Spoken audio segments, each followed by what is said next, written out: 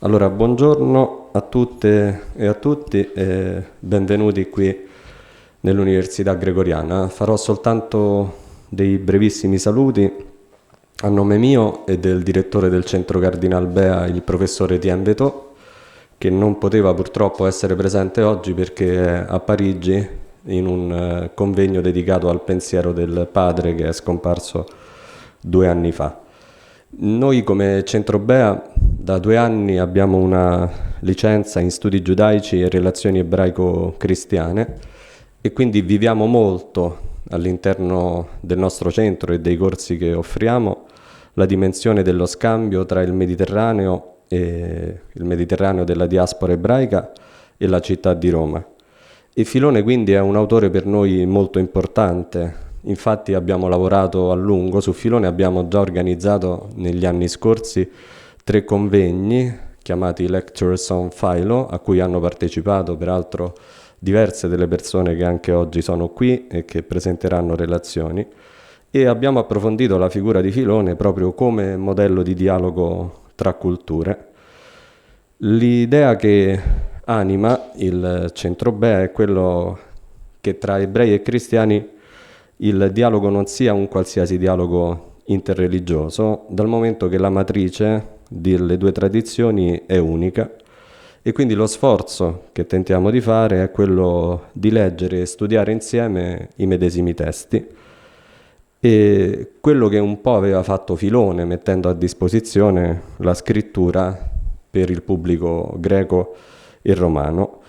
E la giornata di oggi sarà molto intensa. Prima di cominciarla vorrei salutare di nuovo tutti voi che siete qui venuti. Ci fa molto piacere poter avere una giornata di questo interessantissimo convegno qui da noi alla Gregoriana, e saluto ovviamente anche coloro che stanno collegati da remoto. E vorrei poi fare dei ringraziamenti. Il primo è alla professoressa Spuntarelli perché è partito tutto da lei. È stata una sua idea, ha organizzato, ha pensato, ha invitato le persone e per noi è stato un piacere essere coinvolti nell'organizzazione e le siamo tutti molto molto grati. Ringrazio anche Claudio Procaccia, che questa mattina non c'è, però ha fatto da tramite tra la dottoressa Spuntarelli e noi. Abbiamo fatto un bellissimo incontro qualche mese fa ormai. E un ultimo, ma non per importanza, ringraziamento alla dottoressa Alioto, Luisa, anche da parte di Chiara, perché ha fatto un lavoro grandissimo dal punto di vista organizzativo, ha risposto a tutte le ore del giorno e della notte, direi senza né Shabbat né domeniche, diciamo così, quindi è stato un lavoro intensissimo. And just let me say for the not Italian speakers, you are warmly welcome here in Rome at the Gregorian University, in particular at the Bea Center. We are very, very happy to have you here and to spend these 2 wonderful days about Philo with you, to know each other and to, I hope, start a new way together. Quindi buon convegno a tutti e buona giornata.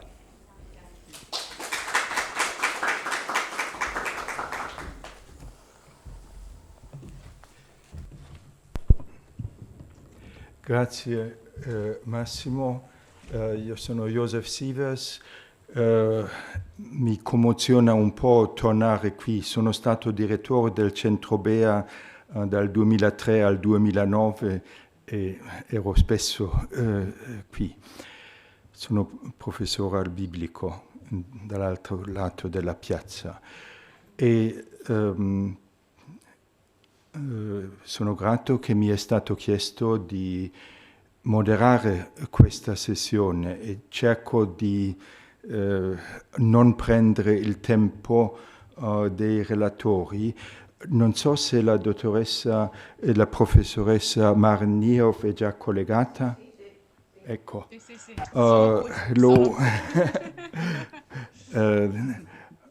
Ok. Allora, Maren Nierhoff introduco in inglese, se va bene, dico saluto, buongiorno, good morning, shalom, bienvenue a questa seconda giornata. Maren Nierhoff does not need an introduction among people who study Philo, but she's Max Cooper Professor of Jewish Thought at the Hebrew University and a member of the Israel Academy of Sciences and Humanities. She specializes in interdisciplinary research in Hellenistic and Rabbinic Judaism, as well as early Christianity and Greco-Roman culture. She currently works on a commentary on Philo's treatise, Every Good Man is Free, for the Philo of Alexandria commentary series at Brill. Her two monographs, Bible Exegesis and Homeric Scholarship in Alexandria, and the more recent one, Philo of Alexandria, an intellectual biography, already translated into German and Hebrew, and translations into French and Italian are forthcoming. Both of these works have won the Polonsky Prize for Originality and Creativity in the Humanistic Disciplines. I do not mention other publications or other things. I would just like to mention that she has organized a conference on Philo and other Greek-speaking authors in the Roman East, in the Roman Empire, which had to be postponed, and I hope it was held this month in Tübingen. Without further ado, I introduce her talk, which is about going beyond the intellectual biography of Philo. Maren. Yes, thank you very much for this kind introduction, Joseph. It's very good to see you. Thank you very much to the organizers, especially to Chiara, for organizing this conference and inviting me. I'm very sorry that I cannot be in Rome in person. I had previously received and accepted an invitation to participate in a conference here in Jerusalem.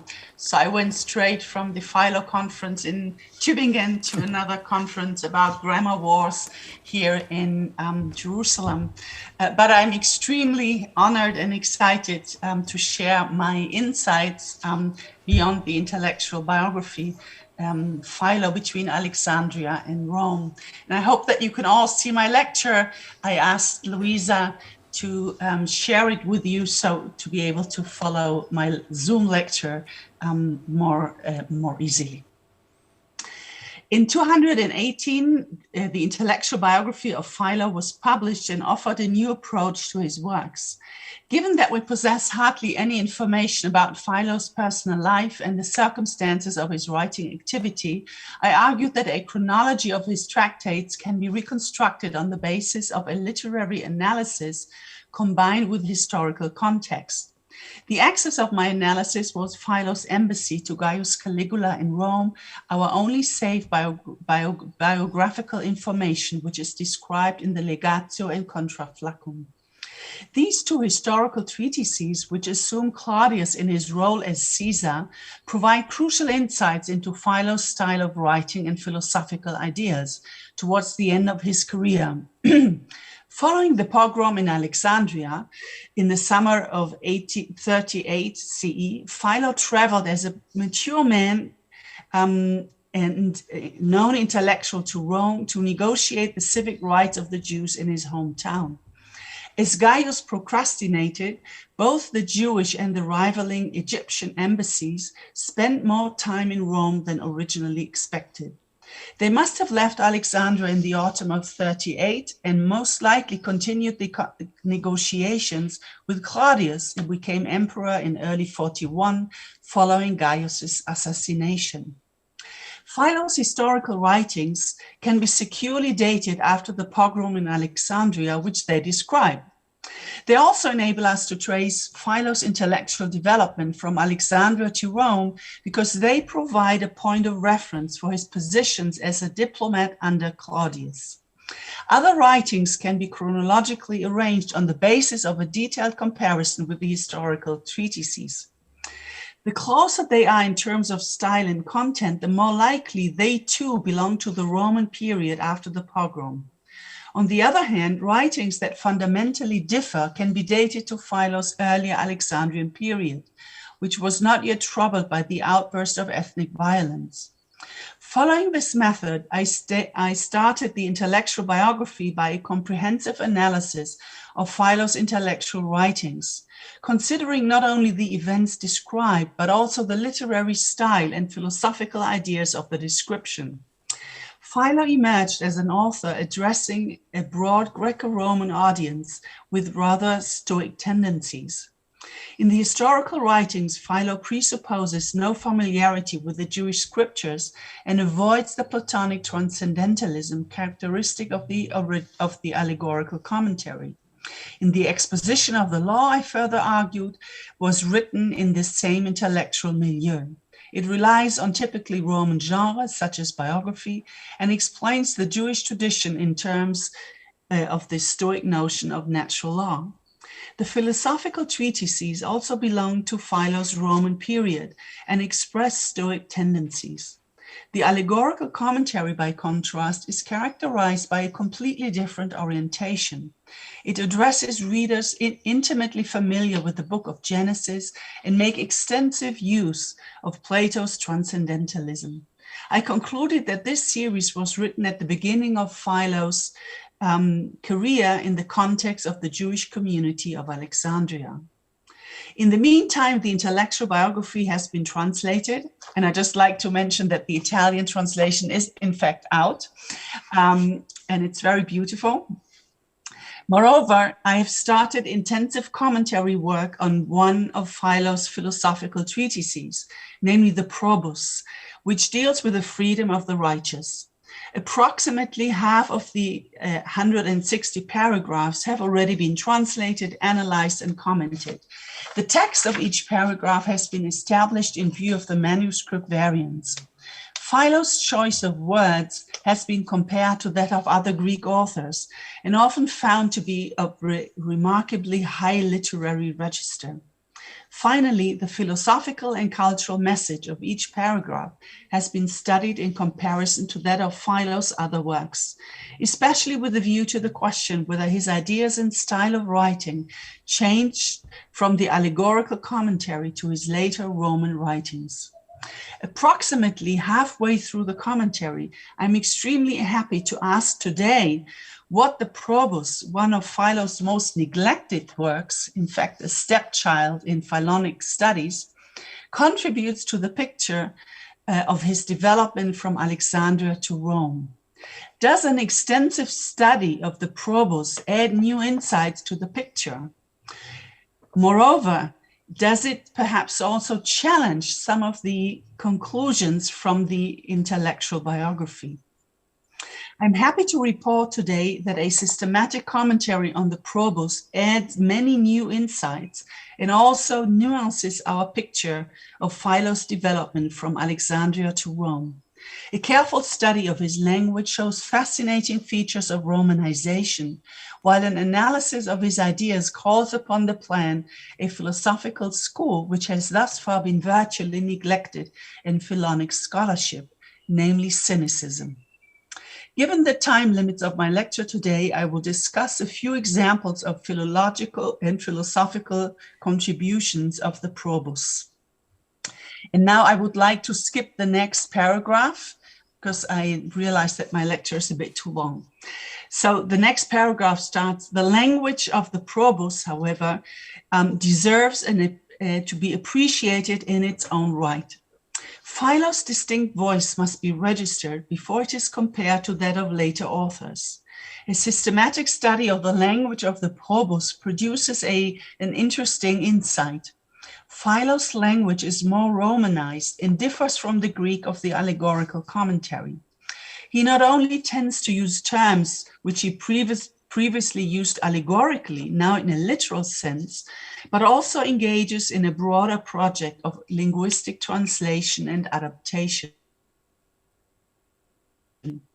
A clear example of translation is Philo's description of the Essenes' attendance in synagogues on the Sabbath. He says, they go to holy places, which are called synagogues, eis hieros aphiknumenoi topus, hai kaluntai synagogai.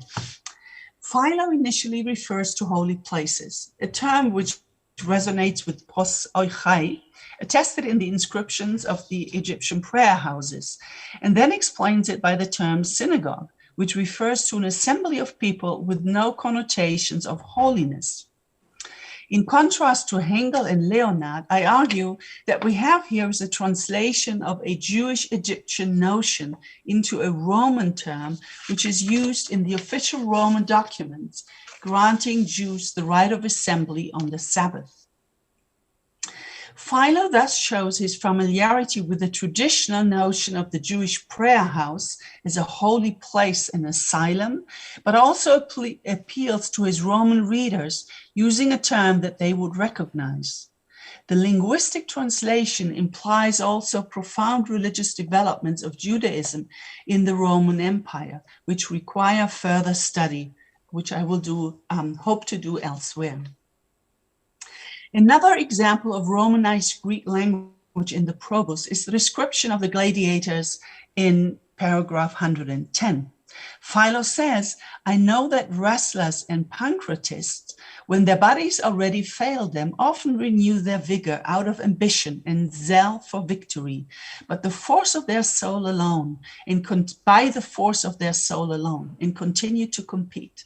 Having accustomed their soul to disdain teros, they persist until the end of their life. In the classical Greek tradition, the term pancratist refers to somebody training for or competing in the pankration, a contest involving wrestling and boxing. Both nouns, wrestler and pancratist, occur almost exclusively in Philo's later Roman works, 4 of the 5 uses of the letter in the Probus. Philo's description implies that the wrestlers and pancratists fight until death, a prospect which contradicts the classical Greek tradition and reflects instead the quintessentially Roman gladiators. Roman gladiators fought with a sword, gladius, in a public spectacle until they eventually died, often after several fights. Philo has thus activated an antiquarian Greek word to describe a new and distinctly Roman reality.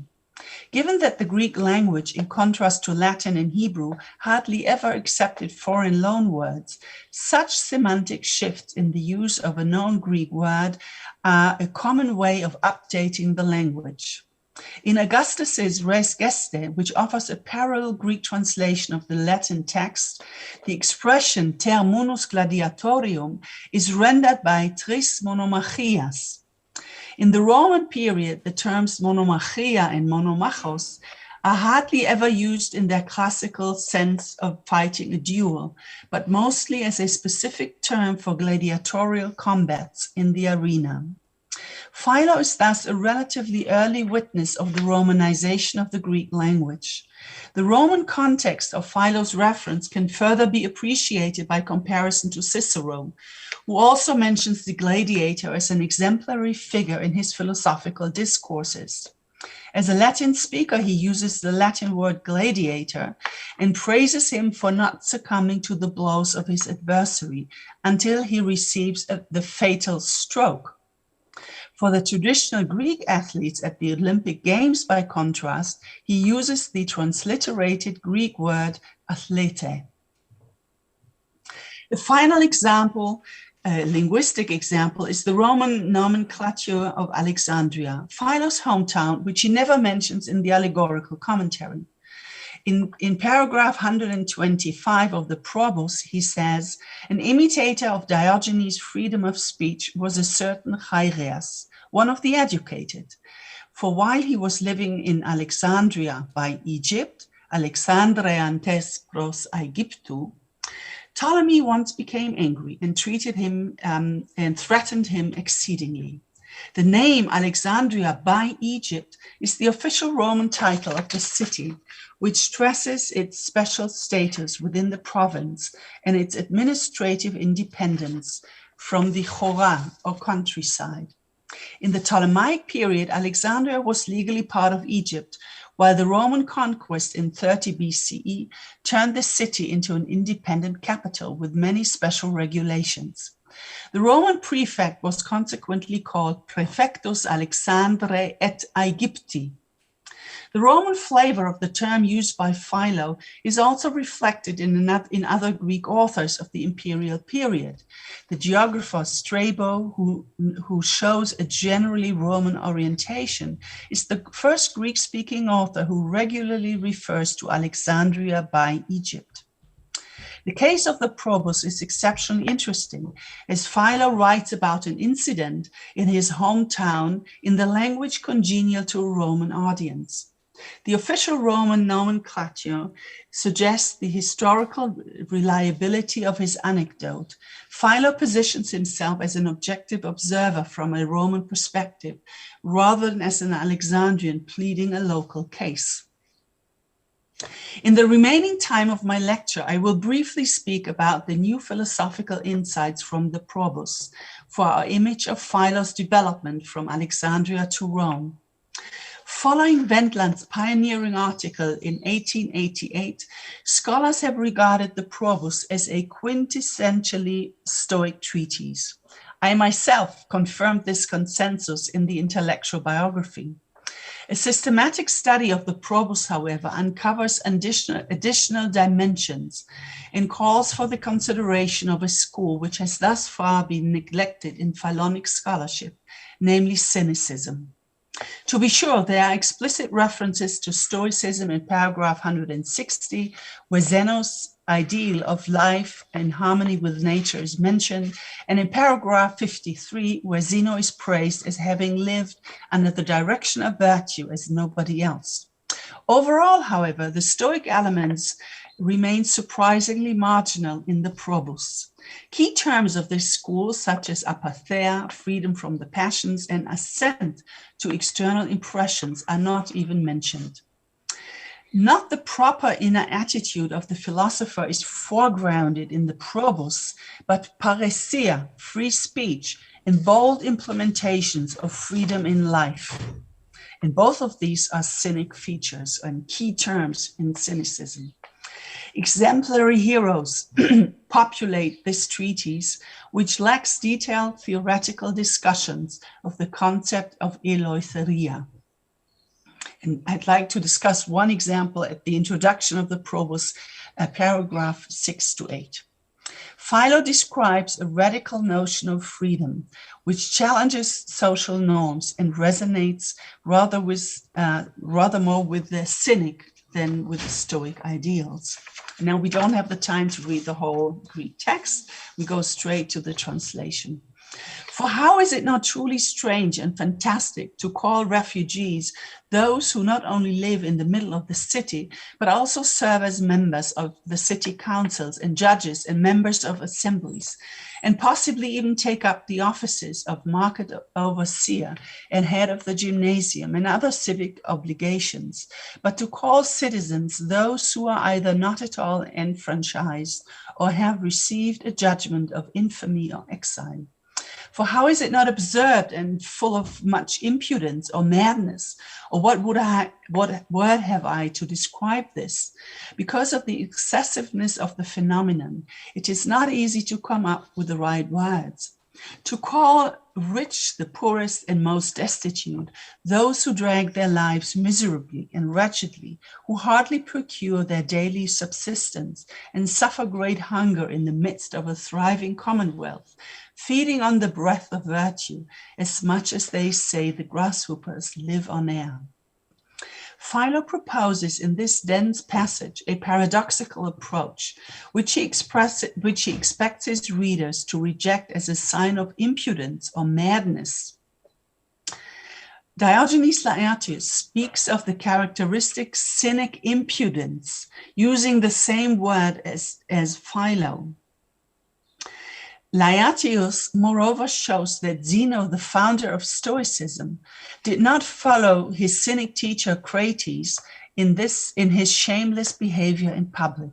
So, according to Laertius, this was precisely a dividing line between Zeno, the Stoic, and cynicism. Plato was the first to call Diogenes a dog on account of his insolence.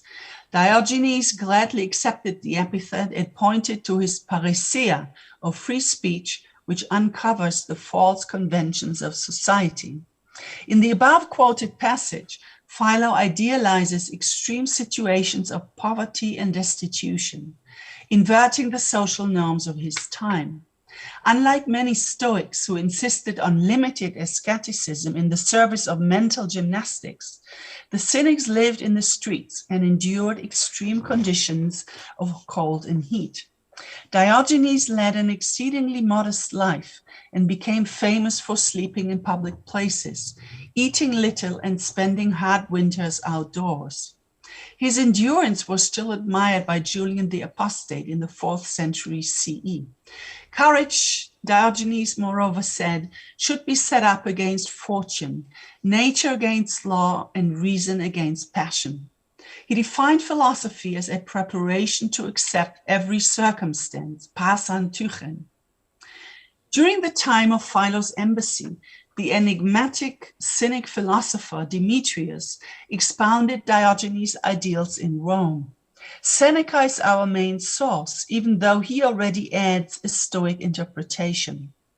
The most visible elements of Demetrius' teaching that transpire in Seneca's fragments are frugality, freedom of speech, practical ethics, and reliance on authoritative role models, instead of bookish learning. Seneca calls Demetrius best of men and our Demetrius. While mocking him for appearing half naked in public, Seneca often engages in conversations with him and held him in high esteem because he lacked nothing and despised material goods. When Philo arrived in Rome during Gaius's principate, he could easily converse with Demetrius in their common mother tongue, Greek. Demetrius would have been an attractive conversation partner because he too confronted Gaius Caligula with bold frankness, parrhesia. Philo's introduction to the theme of freedom in Probus 6-8 resonates with these Cynic approaches. His dismissal of exile as a situation of enslavement corresponds to Diogenes' witty reply to the threat of exile, namely, "But it was through that miserable fellow that I became a philosopher." His disdain for figures in high positions resonates with the famous anecdote about Diogenes' bold reply to Alexander. When the Greek king approached him and said, "I am Alexander, the great king," he said, "And I am Diogenes, the dog." Philo concludes his introduction to the topic of freedom by offering another paradox. As he puts it, he dares to attribute the name slavery to the noble while applying the term freedom to those tattooed as slaves, fettered and slaves for generations. Once more, he idealizes the lowest echelons of society and suggests a radical inversion of social conventions, rather than a mostly inner change of attitude vis-a-vis things that should be considered as indifferent. His readers are called by a typically Cynic pun to unlearn their ignorance, apomathein amathian. Two Roman authors illuminate the rather Cynic dimension of Philo's introduction by stressing more distinctly Stoic notions of freedom. Cicero, originally a Platonist like Philo, discusses famous Stoic paradoxes, including the maxim that only the wise is free and every foolish is a slave. He quotes this saying both in Greek and Latin, starting his explanations with the quintessentially Stoic remark that true freedom results from control over one's desires. Cicero's moral advice summarizes this school's teaching. Let them first curb his lusts, despise pleasures, restrain angry temper, control his avarice, repels all the other defilements of the mind. And repellent is the key term here. The typically Stoic vocabulary pertaining to the rational control of the mind and the emotions is conspicuous in this sentence. So it is quite clear that for him, for Cicero, reporting on the Stoics, freedom, eleutheria, is mainly freedom from the passions. Seneca was interested in traditional Stoic themes, such as rational assent to external impressions and mechanisms of uprooting the emotions and achieving apatheia. His epistle on the simple life addresses the same themes as Philo's introduction to the Probus. Seneca's Stoic orientation is conspicuous already in the first paragraph, where he criticizes man's superfluous possessions. We can easily decide to do away with things whose absence we do not perceive if necessity takes them away. The cognitive terms judicio and sentio point to the Stoic framework. Seneca is characteristically interested in the mind's reaction to a loss of material goods and the proper perception of them as indifferent objects, which must not agitate the mind of the wise man. Moreover, while Philo idealizes extreme poverty, Seneca is proud to show his commitment to a simple lifestyle by pointing to the limited amounts of slave he has taken on a trip with friends. Merely a carriage load, he remarks, to make sure that the preparations for dinner take no longer than an hour and that writing tablets are always available. Seneca then indulges in a review of his own progress, admitting that I still care about the opinions of fellow travelers. Here too, he uncovers his mental attitude towards external realities in a typically Stoic manner. And again, the review of an internal mindset is the key issue, unlike the introduction to the Probus, where this plays no role. The comparison with Cicero and Seneca has highlighted the rather cynic dimension of Philo's introduction to the Probus. It is important to recognize the amalgamation of cynic and Stoic elements in Philo's philosophy of freedom, which often seems to engage directly with Diogenes, the enigmatic cynic in contemporary Rome. In a lecture last week in Tübingen, I have argued for the cynic image of Philo's Heracles in paragraphs 99 to 104. And I've also pointed to the significance of the 4 anecdotes about Diogenes of Sinope in paragraphs 120 to 4. Today, I have stressed the lack of Stoic theory in the Probus and its subversion of social conventions in a cynic style. This new philosophical dimension of the Probus resonates with the new language used in this treatise. No longer classical Greek, but a Romanized form of Greek, which would become characteristic of many Greek authors in the later Roman Empire. Thank you very much.